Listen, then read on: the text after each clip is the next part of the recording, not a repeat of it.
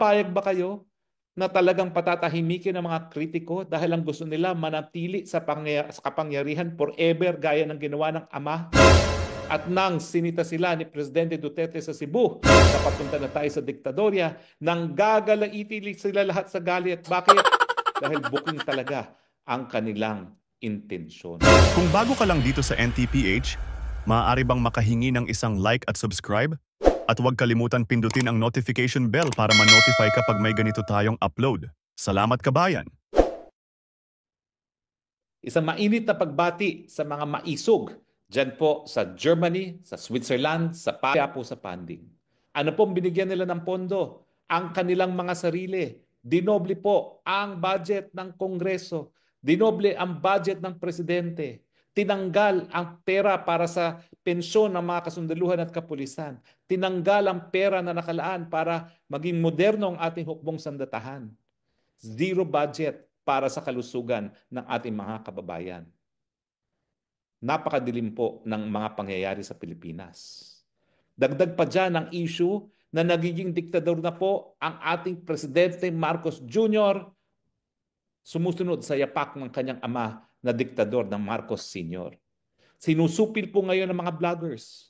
Ako po ngayon naninirahan in exile dahil nangako ang tambaluslos na pupulbusin ang mga Duterte at ang kanilang mga kaalyado gaya ni Harry Roque. Ang mga pobre mga vloggers gaya ni June Abines, sinerba ng search warrant, kinuha ang computer, kinuha ang laptop, kinuha ang cellphone para siya'y patahimikin bilang isang vlogger. Mabuti na lang, nag-ambag-ambag ang mga taga Cebu, ibinili ng bagong cellphone at ng bagong laptop para siya'y magpatuloy ng kanyang pagbablog. Papayag ba kayo na talagang patatahimikin ng mga kritiko dahil ang gusto nila manatili sa kapangyarihan forever gaya ng ginawa ng ama? At nang sinita sila ni Presidente Duterte sa Cebu na papunta na tayo sa diktadorya, nang gagalaiti sila lahat sa galit. Bakit? Dahil booking talaga ang kanilang intensyon. Nung maaga pa lang sa termino ng Presidente at ninaisan nilang baguhin ang ekonomiya po, ang ating trade deficit, sumadsad po sa pinakamababang figura at ang piso patuloy pong nawawalan ng balor. Mananahimik ba ho tayo? Hindi po. Kayo pong mga nasa Europa, kayo po ang susi sa pagbabago sa Pilipinas. Ang universal healthcare po, yan po ay nagkaroon ako ng karanasan nung ako po'y nakapag-aral sa Inglaterra at nakatikim ng libreng gamot at libreng paggamot bilang isang diabetic na foreign student. Kaya nga ang sabi ko po, pag ako nagkaroon ng posisyon, pag ako'y nagbigyan ng pagkakataon, ibibigay ko rin ang universal healthcare sa ating mga kababayan. Naisabatas na po, pero hindi po tinutupad dahil inuna muna ang kanilang korupsyon kesa sa benepisyo sa taong bayan. Ito rin po ang dahilan kung bakit ako'y nakikiusap dyan sa ating mga kababayan sa Europa na suportahan ang Gabay Party List number 139 sa balota. Sila pong nangako ng tamang pagpapatupad ng ating batas na universal healthcare. Nang sa ganon, lahat po ng Pilipino magkaroon din ng karanasan gaya ng karanasan nyo dyan sa Europa na hindi namamatay ang mahihirap dahil lamang sa kahirapan. Panahon na po yan dahil yan po'y obligasyon ng gobyerno. Hindi po yan palimos sa kakababayan nating mga Pilipino. Sila rin po magpapatupad ng tama ng ating sinulong ng batas na libreng irigasyon sa lahat ng maliliit na mga magsasaka. Ang problema po ngayon, bagamat nandyan na po yung batas na yan, 50% lamang ng ating kabukiran ang merong patubig. Kinakailangan po yung pera para sa flood control gamitin para lahat ng mga baha magamit natin para sa irigasyon. Nang sa ganun po, matigil ang patuloy na pagtaas ng presyo ng pagkain sa Pilipinas na nagtutulak ng presyo, ng taas ng presyo ng lahat pang iba pang bilihin.